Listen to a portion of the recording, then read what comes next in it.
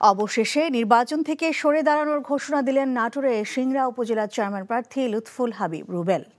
ঢাকায় অবস্থানকারী রুবেল গণমাধ্যমে পাঠানো এক ভিডিও বার্তায় প্রধানমন্ত্রীর নির্দেশনা অনুযায়ী প্রতিমন্ত্রীর স্বজন হিসেবে নির্বাচন থেকে সরে দাঁড়ানোর সিদ্ধান্তের কথা জানান।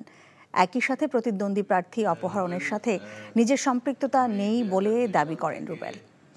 গত 15 এপ্রিল মনোনয়নপত্র দাখিলের শেষ দিনে সিংড়া উপজেলার প্রতিদ্বন্দ্বী চেয়ারম্যান প্রার্থী দেলোয়ার হোসেনকে জেলা নির্বাচন অফিস থেকে অপহরণ করে মাইক্রোবাসে তুলে নিয়ে নির্যাতন চালায় সন্ত্রাসীরা। এই ঘটনায় মামলা হলে পুলিশ ধারাবাহিক অভিযান চালিয়ে 3 জনকে গ্রেফতার করে, জব্দ করে মাইক্রোবাসটি। তার ভেতর থেকে উদ্ধার করা হয় 11টি দেশীয় অস্ত্র ও প্রার্থী রুবেলের নির্বাচনী লিফলেট। বিকাশে কম খরচে ক্যাশ আউটের লিমিট বেড়ে 50,000, প্রিয় এজেন্টও 2টা।